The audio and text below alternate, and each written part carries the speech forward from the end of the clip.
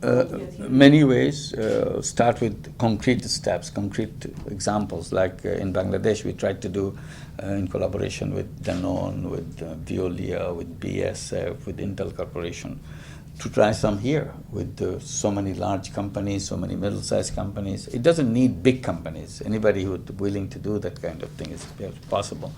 To say, design a social business to take 100 people out of welfare. That's our social business. To make a social business to make sure people don't have to go to the payday loans. We take care of it. So that's become a social business. Or we just create a business that nobody has to go to pawn shops. We create a social business, whatever pushed you to go to the pawn shop, we'll take care of it as a business, not as a charity. It's also a social business. Or people who don't have health insurance, 47 million people. We will take 1,000 people without health insurance to give coverage to social business health insurance. So that we are not designing our business to make money for ourselves. We want to make sure through their participation, we create an insurance business for them and give them a good protection. If we know how to do it for 10,000, for 1,000 people, for 10 people, to 20 people, you design something which works. Now it's a question of using it, replicating it. Like what Grameen America does now in Jackson Heights. It's a small program addressing about 1,200 borrowers. But the fact that it works, now these 1,200 borrowers can become the learning ground for 12 million people in this country, in every city. So all you do is just repeat. You don't have to invent anything anymore. All you need to do is replication. So each one of the cases is a replication case, taking people out of welfare, getting people out of payday loans, or providing insurance for people. So somebody say, I'm going to do that. Let me figure it out. And always remember, the first one that you do doesn't have to hit the jackpot. Right. You are creating, you create some experience, you are not 100% successful, but you are 50% successful.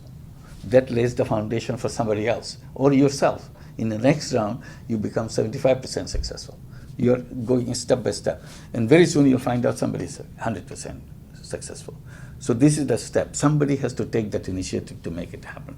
When you design something, when the first car was made, it was not a Porsche. So it came as a buggy with an engine. Little engine replacing the horses.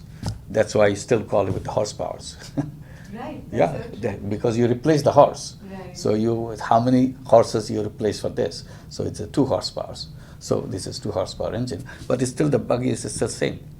So well said. Yeah. That's So the first one is always like that. But gradually, once you have overcome that, then you go into that. First plane was a Wright brothers plane.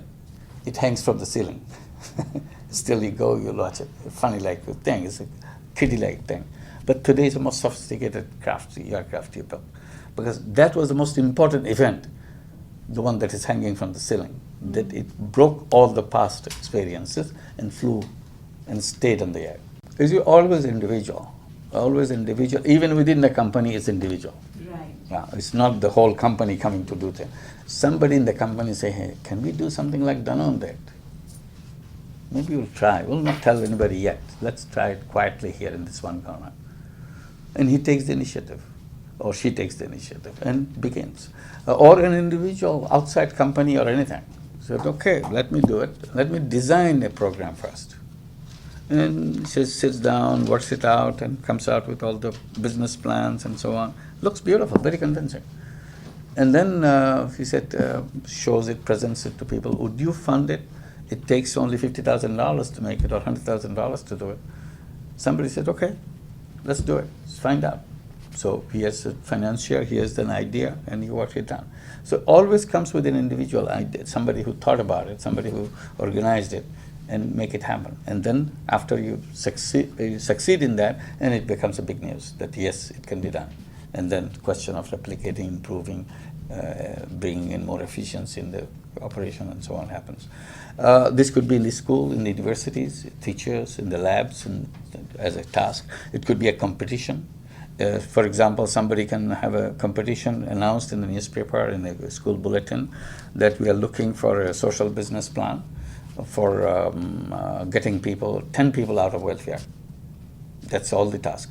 How to get 10 people out of welfare. Design. So we'll have 200 entries showing that this is how it can be done. Somebody saying, and out of that you pick top 3. Try them out. This is another way. It's just give the problem and announce that award, prize. If the top 3 or top 4 will get this prize. And what will be the prize?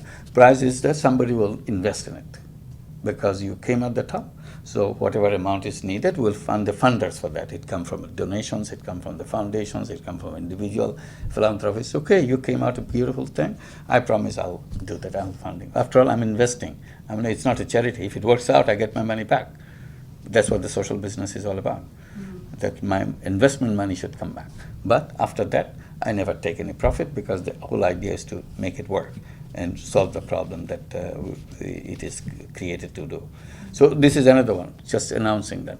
Or some people getting together, organizing themselves as a kind of a laboratory that we will design things and let people know and discuss things and the way.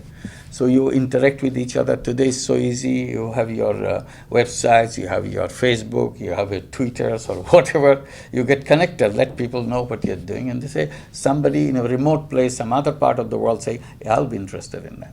And a little while back, I was mentioning, I got a letter from a Japanese businessman, very rich businessman. We discussed about social business. He became interested and he came to see me in Bangladesh. And I suggested that maybe homelessness in Japan could be a subject of social business. So the letter he wrote to me, the email he sent me, he said, no, I thought about it, but I had another idea, see if it will work. If you encourage me, I'll go into it. The problem is, 30,000 people in Japan commit suicide every year. It's one of the top countries in suicide. Some lost a job, immediately committed suicide. Some did some family problem, committed suicide. So he asked me the question, can we have a social business created to save people from suicide? And my immediate response, yes, we can do that very easily. You don't have to address 30,000 first, just address 10, see if you can overcome.